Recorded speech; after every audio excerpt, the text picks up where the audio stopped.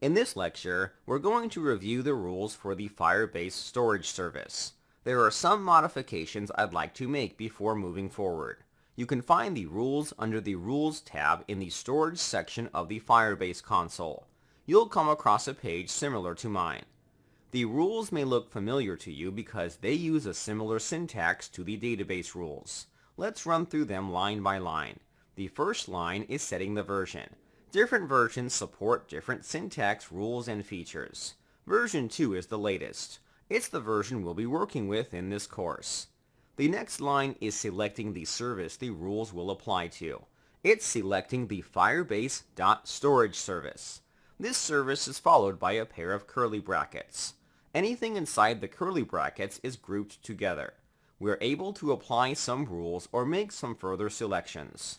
Afterward, we're using the match keyword to instruct the rules to select any bucket in the Firebase application. The bucket variable is a placeholder for the current bucket being accessed. Firebase allows you to create multiple buckets, but the free version limits us to one. Another match is made for any paths inside the buckets. You can think of both match statements as wildcard selections. Lastly, we're adding rules to both the read and write permissions. It's saying to reject requests where the user isn't authenticated. There's one thing I want to note about this. We didn't have to tell Firebase that the user was authenticated. The SDK will take care of sending the token to Firebase if the user is authenticated. There wasn't anything we needed to do on our part. That's the beauty of using the SDK. It's able to do things like this. Earlier, I stated that I wanted to modify the rules Firebase has provided us. There are 3 changes we're going to make. First, we want to allow anyone to access the files. Visitors should be able to listen to music without having an account. However, we want to continue to limit upload permissions to authenticated users. Secondly, we want to check the file type. We performed validation on the client, but it doesn't hurt to perform it on the server too. The third thing we'll check for is the file size. We want to limit how large a file can be because storage space is limited. A single file can theoretically increase the bill. Setting a file size limit can prevent that from happening. Server validation is something to be left to the backend developer of your application. This part isn't necessary, but if you plan on using Firebase for your applications, this may be nice to know.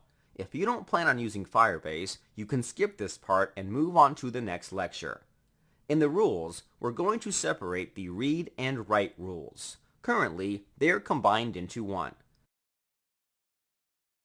The read rule will be updated to allow anyone to read the files. We aren't too concerned with the contents of the files being uploaded. We won't be storing files that require restrictions. You can add rules for that if you'd like, but it's not necessary for this application.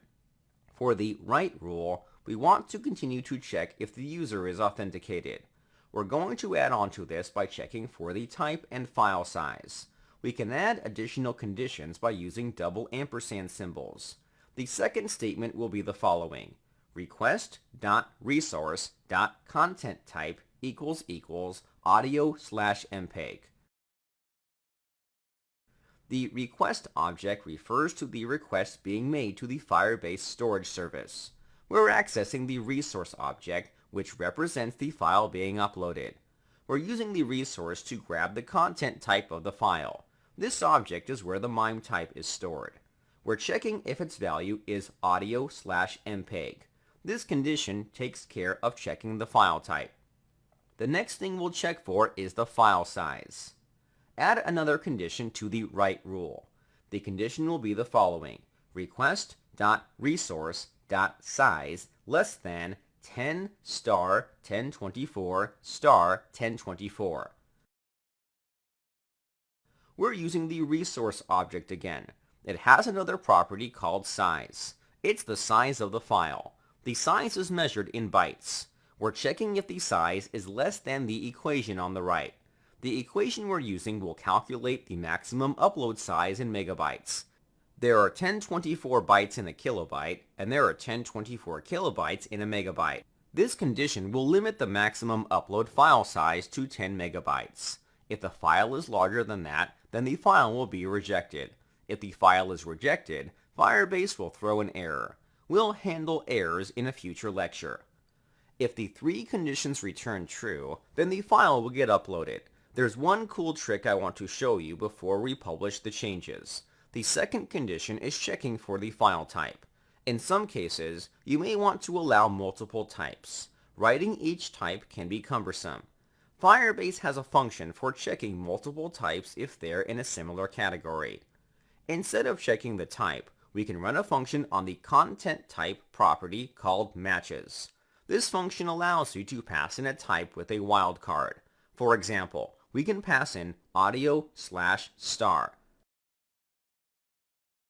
This is a custom function defined by the Firebase API. It'll check if the type is in the audio category.